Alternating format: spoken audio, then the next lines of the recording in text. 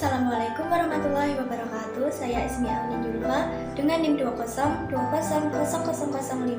dari program studi D3 Kebidanan Stikes Guna Bangsa Yogyakarta. Pada video kali ini saya akan membahas mengenai pertumbuhan dan perkembangan hasil konsepsi atau yang disebut fetal development. Tujuan dari pembuatan video kali ini adalah untuk memenuhi tugas praktikum pada mata kuliah Biologi Reproduksi yang diampu oleh Ibu Siti Fadilah SSIT MGes.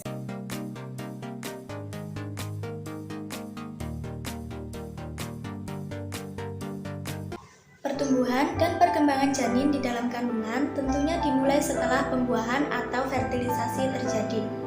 Nah, apa sih fertilisasi itu? Fertilisasi merupakan proses di mana terjadinya peleburan inti sel gamet pria atau sperma dengan inti sel gamet wanita atau ovum.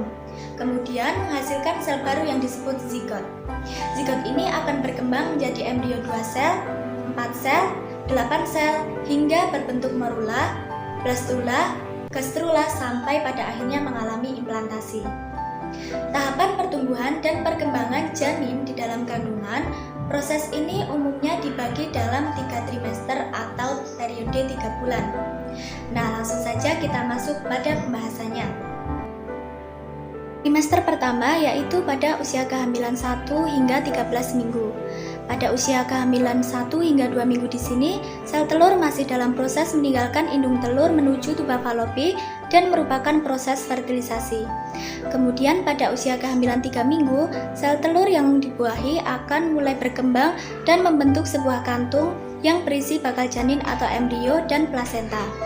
Sel darah janin pun mulai terbentuk beserta ratusan sel lainnya dan sirkulasi darah pun dimulai. Pada akhir minggu keempat hingga minggu kelima, jantung janin sudah ada dan dapat berdenyut hingga 65 kali dalam 1 menit. Pada minggu ke-6, wajah dan lingkaran besar untuk mata, hidung, mulut, telinga, serta rahang bawah dan tenggorokan sudah mulai terbentuk.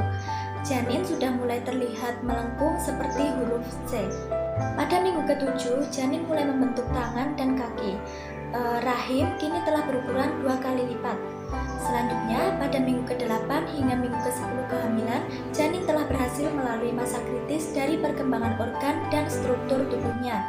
Panjangnya hampir 3 cm, semakin banyak bergerak dan semakin terlihat seperti manusia. Pada minggu ke-11 hingga ke-13, otak bayi akan berkembang dengan pesat, kemudian ginjalnya mulai mengeluarkan urin dan jari-jarinya bisa mengepal seperti tinju. Kemudian memasuki minggu ke-12, alat kelamin bayi sudah mulai dibentuk dan panjang bayi mencapai 8 cm. Pada trimester ini, berat bayi dalam kandungan sudah mencapai 42 gram dengan panjang mencapai 9 cm.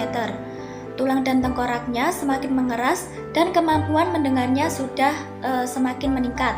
Di sini, ibu akan merasakan tendangan dan detak jantung yang berdebar, serta dapat melihat berbagai ekspresi melalui pemeriksaan USG atau ultrasonografi.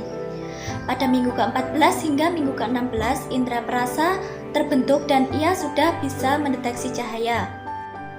Pada minggu ke-16 hingga minggu ke-18, bayi akan mengalami lonjakan pertumbuhan dan alat kelaminnya telah terbentuk dengan baik, sehingga bisa terlihat saat pemeriksaan. Nah, pada usia kehamilan inilah jenis kelamin bayi dapat ditentukan. Pada minggu ke-19, bayi di dalam kandungan sudah bisa mendengar suara. Kemudian memasuki minggu ke-20, bayi akan lebih banyak menelan dan memproduksi kotoran atau yang disebut mekonium. Pada minggu ke-21 hingga ke-22, bayi akan sangat aktif dan semakin terlihat seperti manusia kecil. Alis dan rambut bayi juga sudah mulai tumbuh pada minggu ke-25, serta berat badannya semakin bertambah karena sudah memiliki lemak. Pada minggu ke-26, bayi mulai bisa menghirup dan mengeluarkan cairan plasenta atau air ketuban yang merupakan pertanda baik, karena dengan demikian ia sekaligus berlatih untuk bernapas. Pada minggu ke-27, bayi di dalam kandungan sudah bisa membuka dan menutup mata, menghisap jari-jarinya, dan bahkan cegukan. Memasuki trimester ketiga, berat bayi bisa mencapai 1 kg dengan otot dan paru-paru yang semakin berkembang. Kepala bayi akan terus bertumbuh untuk mengikuti perkembangan sel syaraf di otaknya. Kulitnya yang keriput menjadi semakin halus akibat lemak tubuhnya yang terus bertambah. Bulu mata dan kukunya tumbuh serta rambutnya lebih banyak dan juga sudah bisa berkedip. Pada trimester akhir ini, berat bayi bisa mencapai sekitar 3 kg dengan panjang sekitar 48 cm. Pada minggu ke-31 hingga minggu ke-33, tendangan bayi akan terasa lebih kuat dan ibu akan mengalami kontraksi palsu. Pada minggu ke-34, sistem syaraf pusat dan paru-paru bayi akan semakin matang dan pergerakan tidak sesering atau seheboh sebelumnya.